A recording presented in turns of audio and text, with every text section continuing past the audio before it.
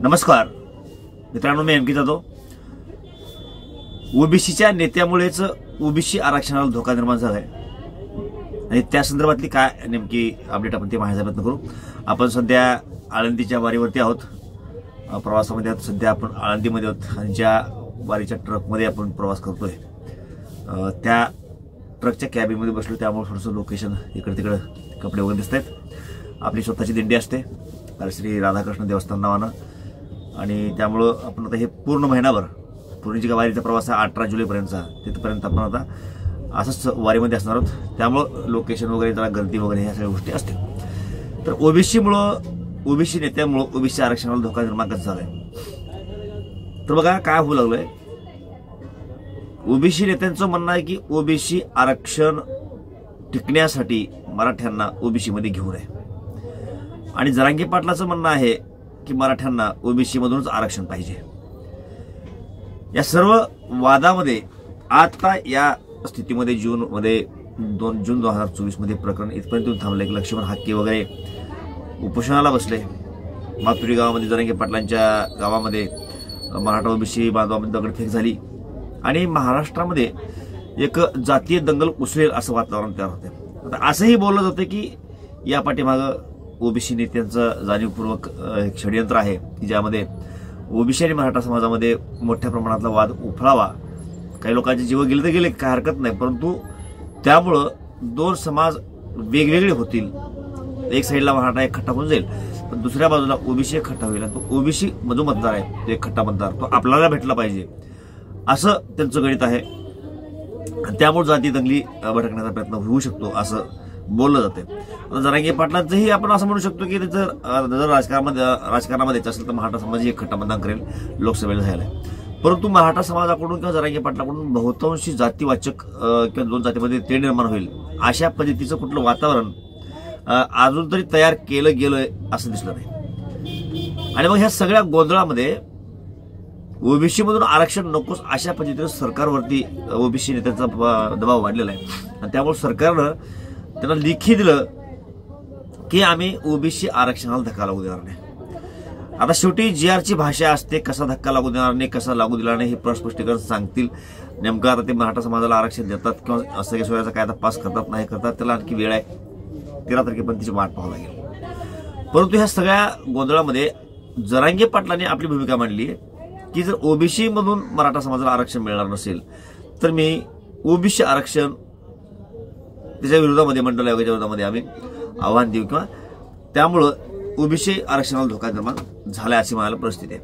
म्हणजे जर मराठा समाज ओबीसी मध्ये आला तर मराठा समाज काय करणार नाही.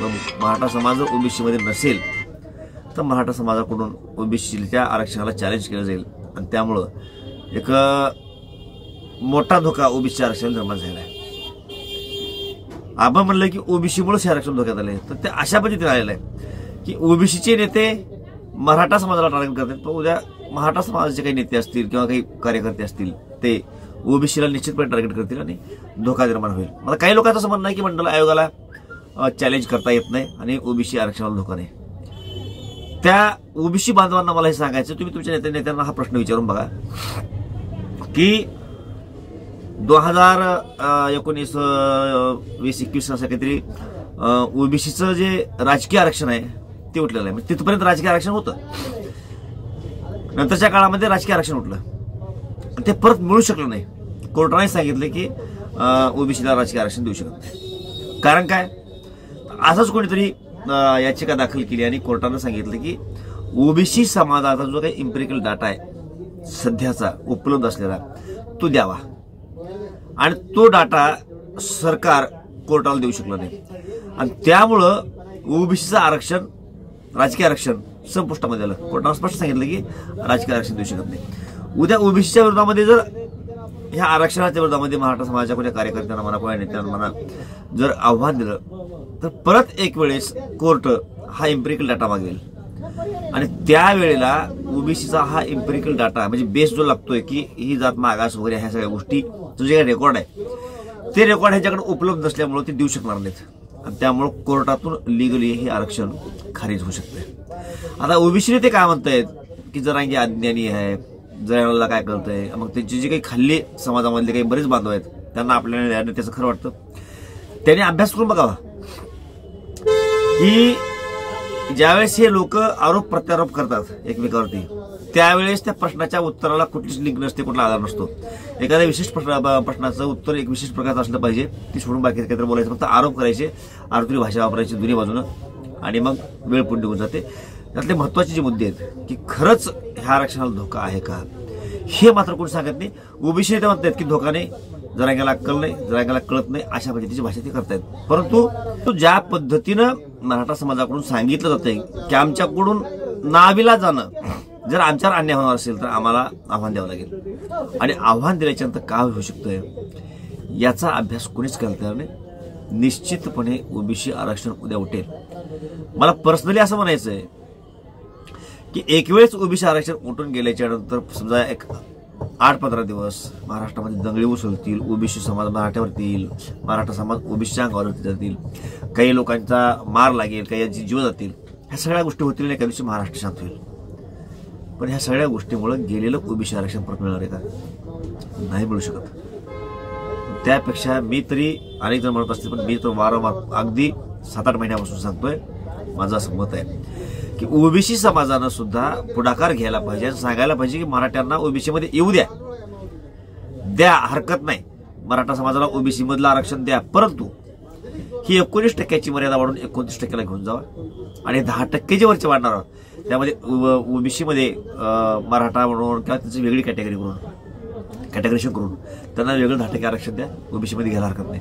अशी भूमिका वाढली तर सरकारवरती दोन्ही बाजूने दबाव वाढेल आणि सरकार ही 50% कॅप उठवेल. परंतु ते कुणालाही सोपा कार्यक्रम आहे, पण हा कार्यक्रम कोणालाही यशस्वी होऊ द्यायचा नाही, कारण का हे जो राजकारण संपणार आहे. जर सगळ्या जाती एक झाल्या, सर्वजण गुन्ह्या गोविंदांना नांदू लागले तर राजकारण्याचं फावणार नाही. आज तोडा फोडाने राज्य करा ही जी इंग्रजांची नीती होती ती नीती आज वापरली जाते.